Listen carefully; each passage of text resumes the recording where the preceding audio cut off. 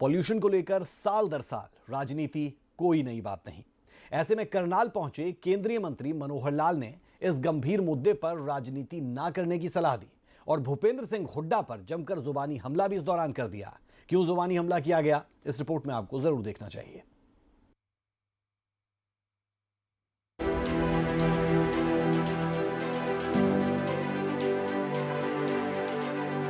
हरियाणा में बढ़ते प्रदूषण पर उठ रहे सवाल और सियासत के बीच करनाल पहुंचे केंद्रीय मंत्री मनोहर लाल ने इस पर अपनी प्रतिक्रिया दी है। उन्होंने सुप्रीम कोर्ट के आदेशों को दोहराते हुए दिल्ली एनसीआर और हरियाणा में बढ़ रहे प्रदूषण के कारण गिनवाए। बताया कि प्रदूषण को रोकने के लिए केंद्र और प्रदेश सरकारें पूरी कोशिश कर रही हैं। कई फैक्टर्स हैं इस प्रदूषण के, कोई केवल एक प्रदूषण एक फैक्टर नहीं है। इसके अंदर जहां बार बार पराली की बात कही जाती है, ठीक है, पराली के जलाने का भी एक योगदान होता है।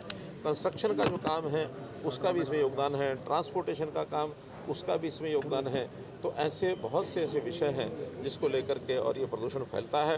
प्रदूषण को समाप्त करने के लिए और प्रदेश सरकार, केंद्र सरकार सब लोग लगे हैं और अपने अपने तरीके से काम करते हैं। दोषारोपण का कोई फायदा नहीं है। गौरतलब है कि दिल्ली एनसीआर में प्रदूषण का स्तर अब खतरनाक श्रेणी तक पहुंच चुका है। AQI 500 के पार पहुंच चुका है। ऊपर से इस पर राज्यों के बीच जारी आरोप प्रत्यारोप का खेल आग में घी डालने का काम कर रहा है। लिहाजा मनोहर लाल ने राज्यों से एक दूसरे को दोष देने की बजाय इसमें साथ मिलकर निपटने की अपील की। आपको बता दें कि केंद्रीय मंत्री मनोहर लाल करनाल में कई कार्यक्रमों में शामिल हुए, जहां उन्होंने भगवान परशुराम, अंतरिक्ष यात्री कल्पना चावला और डॉक्टर मंगल सेन जी की प्रतिमा का अनावरण किया।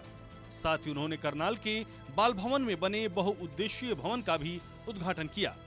इधर मीडिया से बातचीत के दौरान मनोहर लाल विधानसभा में भूपेंद्र हुड्डा के बापू बेटा वाले बयान पर हमला बोले और भूपेंद्र हुड्डा को कांग्रेस में लोकतंत्र लाने की सलाह दी। ऐसा है कि केवल वही जुड़े हुए ऐसा नहीं है, चाहे उनकी अपनी पार्टी हो चाहे दूसरी पार्टियां हो, सैकड़ों हजारों लोग जुड़े हुए हैं।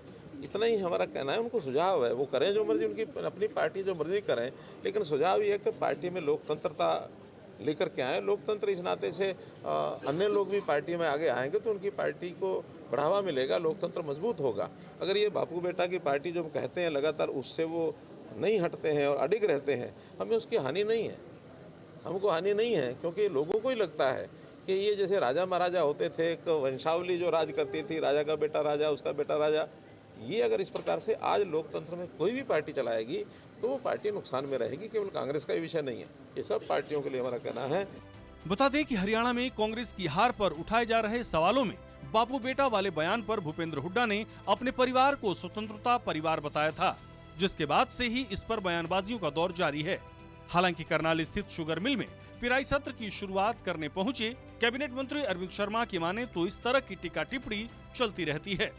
नहीं, वो अपने दिन सेशन में कोई किसी की नाराजगी नहीं होती, टिक्का टिप्पणी चलती रहती है।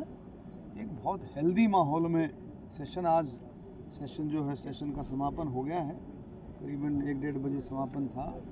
तो उसमें सब चलता रहता है, कोई ऐसी बात नहीं है। अपनी अपनी बात सारे रखते हैं और अपनी बात रखी होगी, कोई ऐसी बात नहीं। अरविंद शर्मा ने बताया कि पिछली बार शुगर मिल से किसानों को 18 करोड़ का लाभ मिला था, जो इस बार 30 करोड़ तक पहुंचने की उम्मीद है।